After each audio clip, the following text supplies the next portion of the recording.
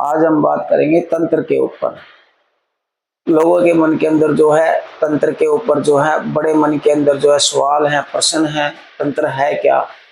देखिए, तंत्र माँ काली अति सौम्य अधि रुद्राय शक्ति का किस प्रकार से प्रयोग किया जाए, ये भगवान शिव ने बताया हमें कहाँ और किस शक्ति का प्रयोग किस समय पे करना है।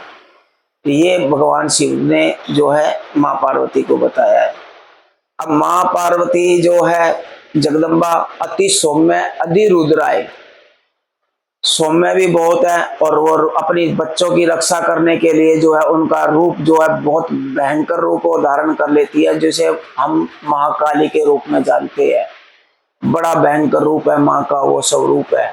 देव दानव दैत्य सब जो है भयभीत हो जाते हैं उस रूप से।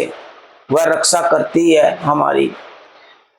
और तंत्र तंत्र तो राजतंत्र भी है, लोकतंत्र भी है और प्रजातंत्र भी है। प्रजातंत्र जो प्रजा तय करती है, राजतंत्र जो एक राजा तय करता है अपनी वर्ण व्यवस्था। अलग अलग देशों में अलग अलग राजा अपनी व्यवस्था को जो है बना करके बैठे हैं, ये भी एक तंत्र ही है। और तंत्र जो है भगवान शिव के मुख से माँ पार्वती को सुनाया गया एक शास्त्र है। माँ जगदम्बा ने जब कहा कि जन कल्याण के लिए इसे कैसे यूज किया जाए, कैसे हम इसका प्रयोग कर सकते हैं और किस दिशा से कौन सा प्रयोग किया जाता है, तो भगवान शिव जो है पांच मुख करके पंचमुख होकर के जो है भगवान शिव बैठे हैं। एक मुख जो है आकाश की तरफ है और चार मुख जो है चारों दिशाओं की तरफ है। जब माँ पार्वती जो है पूर्व दिशा की तरफ बैठ करके कोई प्रश्न भगवान शिव से करती हैं तो भगवान उसका उत्तर देते हैं पूर्व की दिशा से। जो है सिद्धांत तंत्र के बारे में बताया है उन्होंने, सिद्धि को, यानी कि आप जैसे मोक्ष की तरफ की उन्होंने जो है बताया।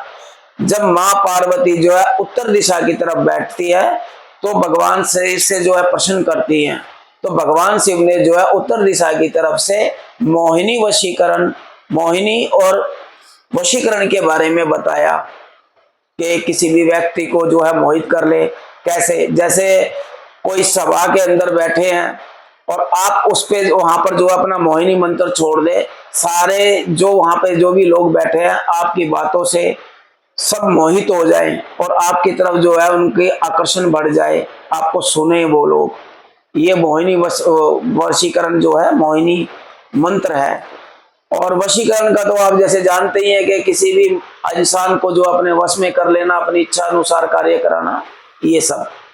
जब माँ पार्वती जो है पश्चिम दिशा की तरफ बैठती है मुख करके और वहां पर जो है माँ पार्वती जो है शिव से प्रसन्न करती है, शिव भगवान से, तो शिव भगवान वहां से हमें जो है रसायन वटी के बारे में बताते हैं, आयुर्वेद के बारे में बताते हैं कि कोई भी चीज को जो है युक्ति के तरीके से अगर आप यूज करें तो वो अमृत बन जाएगी। अब जैसे कि तंबाकू है, कोई अगर किसी के दांत में कीड़ा लगा है, अगर उसको युक्ति के साथ यूज किया जाए तो उसको दर्द को जो है वह दवाई के तौर पे काम करेगा। अगर बिना युक्ति के करेंगे तो वह नशा हो जाएगा। भगवान ने जो है पश्चिम दिशा से जो है आयुर्वेद के बारे में बताया। और दक्षिण दिशा की तरफ जब माँ ने सवाल किया तो दक्षिण दिशा की तरफ से जो है मारन और उच्चाटन के बारे में बताया। मारन विद्या ऐसा तंत्र है जो किसी भी व्यक्ति के ऊपर अगर चला दिया जाए उस मंत्र को तो उसमें शारीरिक मानसिक तरीके से जो है इंसान को जो है बहुत भारी नुकसान पहुंचा सकता है। ये भगवान शिव के मुख से निकला हुआ तंत्र है, प्रिंसिपल ऑफ तंत्र।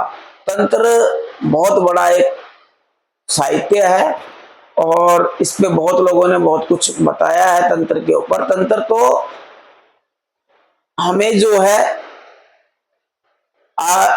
अध्यात्म की तरफ जो है ज्ञान देता है। कलयुग के अंदर जो चलते हैं मंत्र क्या चलते हैं, यही चलते हैं तंत्र शास्त्र का। अगर हम इसका जो है सदुपयोग करें और अच्छे के लिए करें तो ये बहुत हमारी चीजों में, जैसे किसी के विवाह में दिक्कत आ रही है, पति पत्नी के झगड़े बन रहे हैं, या इस प्रकार की कोई समस्या है, कोई आर्थिक परेशानी बनी हुई है, तो इसमें जो है तंत्र के अंदर जो है इन चीजों को करने से जो है तंत्र में इस चीज के बारे में बहुत कुछ बताया है।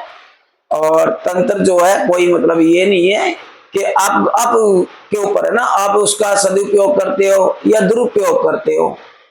भगवान वो तो मंत्र है, मंत्र तो अपना प्रभाव पूरा दिखाएंगे, लेकिन ये तो आपकी बुद्धि पर निर्भर करता है ना कि आप उसका प्रयोग ईर्ष्यापूर्ण कर रहे हो, किसी कोई विकास कर रहा है, गति कर रहा है, उसके आप स्तंभन क्रिया कर रहे हो, उसके विकास की गति को रोक रहे हो, या कोई किसी व्यक्ति से जो है पारिवारिक या दुश्मनी है किसी प्रकार की, उसके ऊपर किसी प्रकार का ऐसा प्रयोग कर रहे हो, शारीरिक कष्ट पहुंचा रहे हो, मानसिक परेशानी बना रहे हो, तो ये तो आपके ऊपर निर्भर है कि आप किसके लिए कर रहे हो। अगर आप अच्छे के लिए प्रयोग करते हो तो ये तंत्र शास्त्र जो है भगवान शिव ने जो है हमारे उद्धार के लिए, जन कल्याण के लिए ही दिया गया है।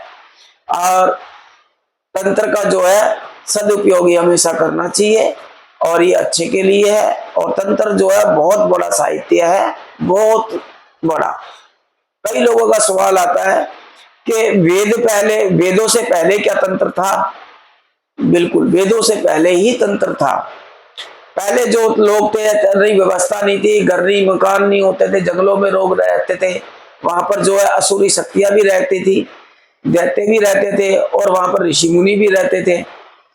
तो उस समय पर जो है ये शास्त्र का, तंत्र का जो है प्रयोग किया जाता था। उस समय के हिसाब से लोग इसका जो है यूज करते थे अपनी सुरक्षा के लिए।